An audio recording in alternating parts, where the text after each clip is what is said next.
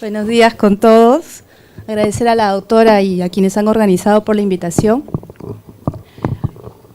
Lo que vamos a revisar en este bloque es lo relacionado a la falla cardíaca y los aspectos que a ustedes les preocupan en la parte de la cirugía no cardíaca. En la primera parte la vamos a ver y voy a ver, sobre todo incidir en la parte de lo que es falla para que puedan ver, y la expositora de lujo que tienen, que es la doctora Greta Castillo, pues les va a dar todas las partes de la anestesia relacionado con los pacientes con falla. Lo que tenemos que contemplar acá son tres cosas. ¿Quiénes son los pacientes que están en riesgo para hacerles falla cardíaca? ¿Qué aspectos hay que ver durante la cirugía en estos pacientes? Y cómo manejar la falla cardíaca cuando aparece postquirúrgica. En general, si ustedes combinan los diferentes factores de riesgo, vamos a ver los factores que son comunes y que son sencillos, como recordar quiénes son los que tienen riesgo para hacer falla cardíaca. En general es el paciente que es mayor, el que tiene antecedente de cardiopatía coronaria isquémica, ya sea por angina estable en cuadro clínico o que tenga una prueba de perfusión o prueba de esfuerzo positivo, antecedentes de falla cardíaca sintomática o una eco en donde tenga función baja, los diabéticos, sobre todo los de larga data, los pacientes que tienen creatinina alta, arritmia como la FA, que es tan frecuente estos pacientes, y los pacientes que tienen valvulopatía extrema, refiriéndonos a las estenosis aórticas severas, estenosis mitrales severas, que dan más problemas que las insuficiencias mismas. Vamos a comenzar a revisar lo que es falla cardíaca. Falla cardíaca es un amplio abanico de espectros y hay que diferenciar varias definiciones. Vamos a empezar con la primera definición, que son los estadios de falla cardíaca. Cuando nosotros hablamos de estadios, estamos hablando del estadio A al estadio D. El estadio A se refiere a aquel paciente que tiene riesgo de hacer falla cardíaca pero que no tiene daño estructural, por ejemplo el hipertenso que no se cuida en el futuro. Y el estadio B es aquel paciente que ya tiene alguna alteración estructural, pero todavía no hace síntomas. Al que nosotros conocemos como la falla crónica está yendo a esta etapa, que es aquel paciente que tiene síntomas, y el que se descompensa es aquel que ya requiere manejo especializado, es aquel que hace shock, que hace edema agudo de pulmón. Esos son los estadios. Entonces hay que diferenciar el paciente que tiene una disfunción cardíaca, es decir, que ya está en un estadio B, y que está pasando a C, es aquel paciente que tiene angina, falla crónica, que es el tema que va a tocar el doctor Aguirre después. Sin embargo, este paciente también se puede descompensar, y es lo que llamamos el deterioro de la falla crónica, que es la mayoría de los pacientes. También hay un grupo de pacientes que, si previamente no tenían disfunción cardíaca, son los de novo, las descompensaciones agudas de novo. El típico ejemplo es el infarto agudo de miocardio o la miocarditis. Todo este grupo de pacientes evoluciona. Y de alguna manera, si es que evoluciona la enfermedad, tanto los crónicos o los agudos pueden ir a una falla cardíaca terminal, que es otro término, es el que llamamos la falla cardíaca avanzada.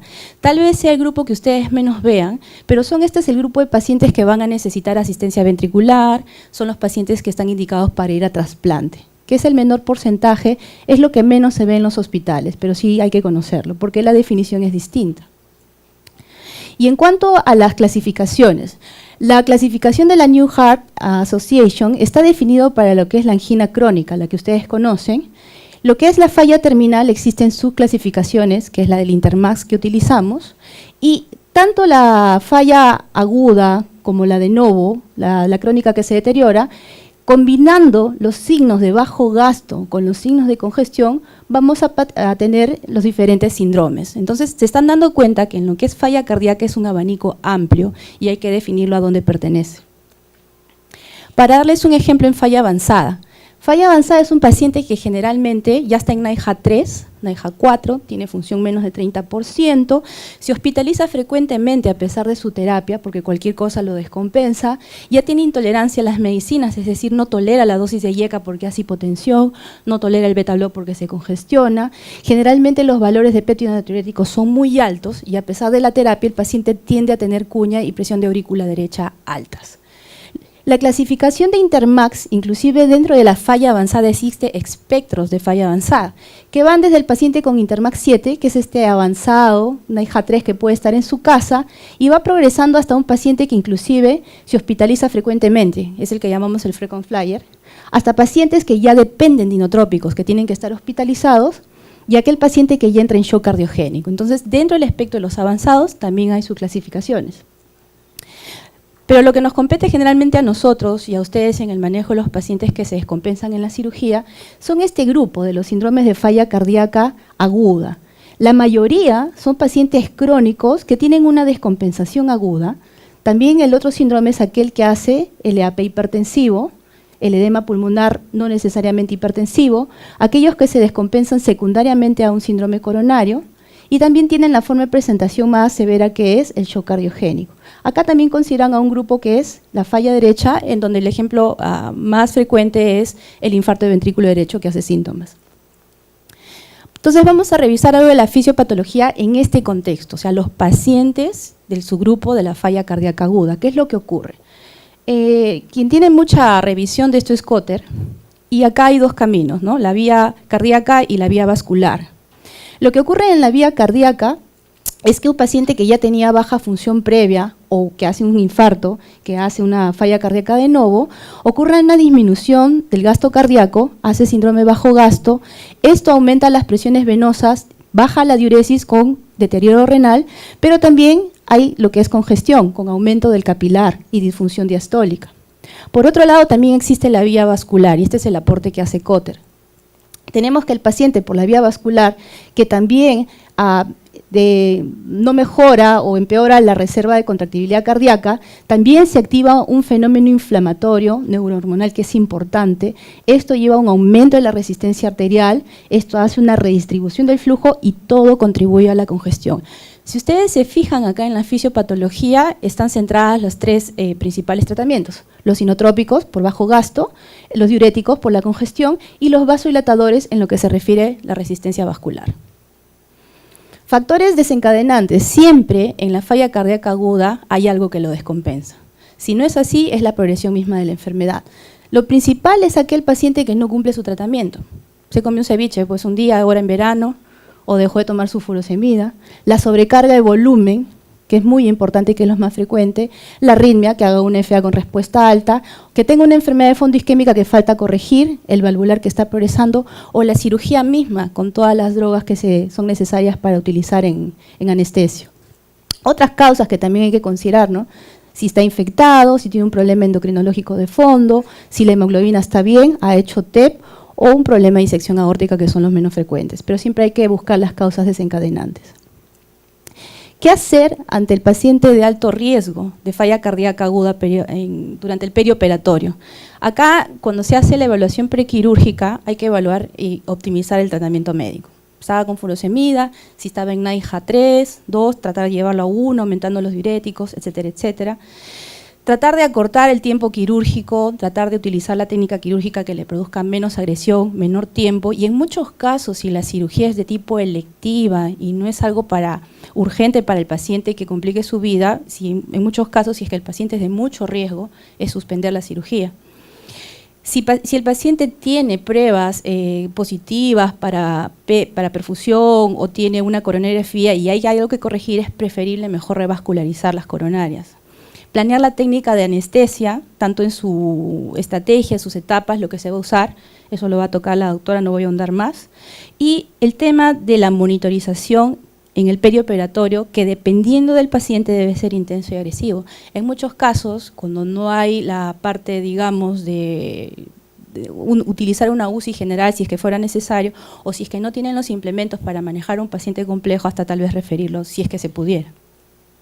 Solamente para dar un ejemplo de cómo puede influenciar los anestésicos o todo lo que utilizan ustedes en su especialidad durante la cirugía, por ejemplo con el isoflurane, ¿no? Cómo es que impacta según la dosis en la disminución del gasto cardíaco, más del ventrículo izquierdo que el del derecho, o por ejemplo cómo impacta en disminuir las resistencias vasculares sistémicas y también la presión arterial sistólica.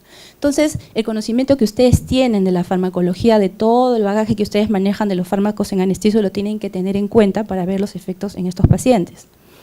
Inclusive, ver las fases y qué van a planificar en cada fase. Por ejemplo, no teniendo en cuenta que en la extubación o el de destete el paciente va a tener un aumento del sistema simpático, va a haber aumento de la frecuencia cardíaca, puede aumentar el capilar, la resistencia sistémica, y eso impactar en un paciente con falla cardíaca. Esta revisión salió el año pasado, en donde era muy importante el tema de lo que era el cuidar al paciente en una unidad posanestésica, sobre todo en aquellos pacientes de riesgo. ¿Quiénes serían los que necesitan, digamos, más terapia intensiva posoperatoria en el contexto de falla cardíaca? Sería utilizar los predictores, ¿no?, mayores. El paciente que probablemente se descompense más, aquel que ustedes tuvieron que operar con un infarto reciente, que tiene una falla cardíaca que no estuvo del todo compensada, pero necesitaron operarlo tal vez por una cirugía de emergencia, aquel que tiene antecedentes de arritmias ventriculares, o una FA que le da descompensación hemodinámica, bloqueos, o un paciente que tiene una enfermedad valvular severa sintomática. ¿Qué hay que evitar durante el acto periquirúrgico? Es pre, post y durante, ¿no?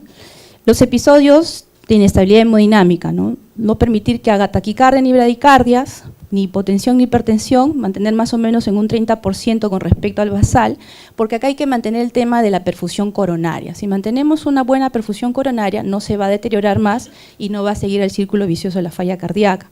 Que el paciente esté bien oxigenado, no usar PIP muy altos, porque esto deteriora la función del ventrículo derecho y del izquierdo, mantener un buen nivel de hemoglobina y la sobrecarga de fluidos, sobre todo en este grupo de pacientes. Para darles un ejemplo, cómo impacta la ventilación mecánica.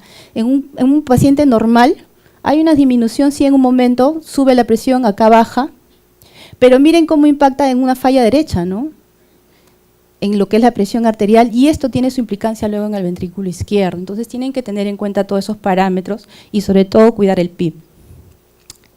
Este cuadro les hace recordar lo que es Frank Starling, es decir, que de todas maneras, si ustedes mejoran la precarga, es decir, dan volumen, llega un momento en que mejora el índice cardíaco. Pero si es que continuamos con la curva y la precarga aumenta más, va a llegar un momento en que el impacto sobre el gasto cardíaco va a ser menos, y va a llegar un momento en que por más precarga que den, ya no va a tener impacto sobre el gasto cardíaco y va a ser deleterio. Esto es en un corazón normal. Pero ¿qué pasa en un paciente con falla cardíaca? La curva se mueve a la derecha. Quiere decir que inclusive con menores volúmenes no tienen impacto sobre el gasto cardíaco. Entonces, en el postquirúrgico es importante el tema de la monitorización, sobre todo en estos pacientes con falla cardíacas muy sintomáticas. El monitorizar eventos cardíacos no solamente se refiere a que haga falla cardíaca, sino a la principal causa, que es la isquemia. Por eso el electrocardiograma en el posoperatorio inmediato. Evitar que el paciente haga episodios de dolor, por eso la analgesia, que no haga fiebre, corregir todos los electrolitos, las alteraciones hemodinámicas, buena oxigenación, ventilación. Como hay un buen grupo de diabéticos acá, ver bien a la corrección de la glicemia y la profilaxis de trombosis venosa y arterial. Este cuadro es complicado, pero en realidad lo que quiero es reflejar de que ahora estamos en la presentación de muchos métodos de monitoreo, ¿no? Nos interesa qué nos va a ayudar en la sobrecarga de volumen, qué nos va a ayudar en lo que es el gasto cardíaco. Solamente voy a poner al tapete algunas cosas de que en este subgrupo de pacientes que tienen fracción de eyección disminuida y falla sintomática, hay que tener en cuenta algunas consideraciones que son diferentes con respecto al paciente que les puede venir una emergencia, digamos, por una apendicitis, 20 años, pero con un corazón normal. Vamos a poner a revisar algunas cosas. En lo que se refiere al Swan-Ganz, que es el gold estándar para nosotros los cardiólogos y todavía lo es en nuestras unidades, es bueno en el contexto de pacientes con baja función y tiene correlación esta curva de cambios de gasto cardíaco con administración de volumen, pero también con el uso de inotrópicos, porque muchos de estos pacientes con falla cardíaca que se descompensan van a necesitar inotrópicos. Lo que es el pico, que es un sistema que es calibrado, también tiene un perfil similar a lo que es el Swan-Ganz. Ahora, el precio sí es un poco más con respecto a lo que es el Swan, da algunos valores más adicionales que tiene el Swan, pero también tienen que tener en cuenta qué es lo que tienen ustedes disponibles a la mano y para qué paciente lo van a utilizar. Veamos ahora los sistemas no calibrados, como por ejemplo este o como por ejemplo este. Lo que pasa es que en los pacientes que tienen baja función, tanto estos sistemas que son no calibrados, del análisis de pulso, no van a tener mucha sensibilidad y especificidad en los cambios de gasto cardíaco con los inotrópicos, pero sí con lo que podría ser volumen. Entonces, en estos pacientes tal vez no se pueden fiar mucho. Y aún, los pacientes que tienen análisis de pulso, pero que son de tipo no invasivo, en este grupo de pacientes con falla y con función baja, hasta a veces no tiene mucha correlación con el reto de fluidos y los cambios en gasto cardíaco, como lo puede pasar sí en otro subgrupo de pacientes. Y las técnicas como por ejemplo de la eco o por ejemplo de la bioreactancia todavía requieren más estudios de validación para la correlación de cambios de gasto cardíaco con inotrópicos o con volumen en este grupo de pacientes. Entonces acá el mensaje es de que si necesitarían algún método de monitoreo para mejorar los parámetros de sus pacientes peri y post, la respuesta sería depende del tipo de paciente, depende de lo que ustedes tengan a la mano, ¿no? Y con qué tienen que manejar al paciente. Cuando tienen a un paciente en el postoperatorio y hace distrés, pues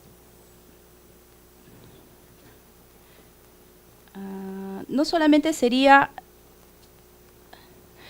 que tienen que considerar la falla, lo que es el edema alveolar, también piensen de qué otra cosa le puede estar causando distrés respiratorio. Lo que a ustedes les sucede con mucha frecuencia, ¿no? La vía aérea, broncoespasmo, o pueda tener otras causas como una telectasia, o también que tengan algún problema en la caja y que les dé un problema a nivel de la competencia neuromuscular, ¿no? Como por ejemplo el uso de sus drogas, o que el paciente tenga una neuropatía de fondo, entren con un paciente con malnutrición. Entonces también tienen que diferenciar si este paciente que tenía falla de fondo, el distrés que les hace no solamente es por la falla cardíaca o hay otra cosa más agregada. Entonces, ante la sospecha que tengan ustedes de un paciente con insuficiencia cardíaca aguda, digamos, combinando la anamnesis con la placa de tórax, que es importante, el electro para ver que no haya isquemia, sobre todo estas en pacientes con antecedentes de CCI o con disfunción cardiovascular, no solamente perioperatorio inmediato, sino a las 24 y 48, porque en las 72 horas se puede presentar el evento. Inclusive si necesitan en algunos casos péptido natriurético, cuando hagan el diagnóstico ya de falla cardíaca aguda, también tienen que estar analizando otras cosas más. ¿Cómo está la presión de este paciente? ¿Qué tan severa es la insuficiencia respiratoria? ¿Este problema que está presentando es de novo? Por ejemplo, ¿es por infarto o es un crónico que se ha reagudizado? ¿Tiene comorbilidades? ¿Tiene IRC? ¿Es diabético? ¿Qué lo precipitó? ¿Está anémico? ¿No estamos manejando bien el dolor? ¿O es que el paciente, por ejemplo, está con FA con respuesta alta o bloqueo? Todo eso hay que ir analizando simultáneamente. Y esto es el resultado de un modelo que propusieron para el manejo de los pacientes con síndrome de falla cardíaca aguda. Este bloque de acá, todo lo que está aquí, va a representar lo que ustedes tienen que corregir, es decir, corregir la causa de fondo, corregir la causa precipitante. Y lo que está acá está derivado en cuáles son las medidas iniciales, ¿no? Basados en la presión o cómo está el paciente, si vamos a dar oxígeno, si tenemos que dar diuréticos o inotrópicos primero. Pero vamos a desarmar este cuadro en cosas más entendibles. Como les dije, cuando ya hacen el diagnóstico de insuficiencia cardíaca aguda, simultáneamente tienen que estar viendo si es que este paciente solo va a necesitar oxígeno, lo van a tener que intubar o solamente es con BNI. Si es que el paciente va a tener una arritmia que van a tener que corregir inclusive con cardioversión o tienen que poner marcapaso, o si está muy hipotenso en lo cual tengan que iniciar un vasopresor o tal vez circulación asistida. Siempre piensen en el síndrome coronario agudo como causa de descompensación, siempre el electro porque acá es una causa corregible, el paciente debería ir a reperfusión con PCI, o si es que tiene algo, una enfermedad grave, de valvular, una disección que se les pueda estar escapando, por eso la eco. Siempre hay que recordar en los objetivos de la falla cardíaca. Los objetivos de la falla cardíaca aguda son diferentes que los objetivos de la falla cardíaca crónica. El paciente que tiene falla cardíaca crónica es aquel que yo le doy enalapril, le doy betabloqueo y mi objetivo está en disminuir la mortalidad y mejorar síntomas. Pero los objetivos del tratamiento de la falla cardíaca aguda es mejorar síntomas, mejorar oxigenación, mejorar hemodinámica y perfusión de órganos, limitar daño cardíaco renal, prevenir el TEP y minimizar estancia en la UCI. Sobre esos parámetros y objetivos en lo que es agudo hay que basarnos. Entonces tienen a este paciente que les ha hecho edema o congestión. Lo primero es darle oxígeno, considerar si le pueden dar opiáceos, morfina, si es que quieren, si es que tiene presión. Y en cuanto al diurético endovenoso, un bolo inicial de 1 a 2 ampollas EB. Si el paciente tiene antecedente de uso previo de diuréticos, una buena estrategia es darles 2.5 la dosis que él recibía. Por ejemplo, si era un paciente que tomaba una tableta de furosemida, en esta bola inicial es darle hasta 2 ampollas y media de furosemida como estrategia inicial. Y si el paciente ya tenía algún grado de insuficiencia renal, digamos, creatinina que está en 1.5, pues hay que duplicar la dosis hasta 80 miligramos, pero nunca pasarse el bolo de 80, porque más de eso pues el paciente va a tener problemas de audición posteriormente. Y después de eso lo que hay que ver es cómo está la presión sistólica del paciente. Si el paciente tiene una presión sistólica por encima de 110, pueden utilizar un vasodilatador, nitroglicerina, de preferencia, si es que el paciente está en el límite inferior porque les permite manejar mejor el vasodilatador.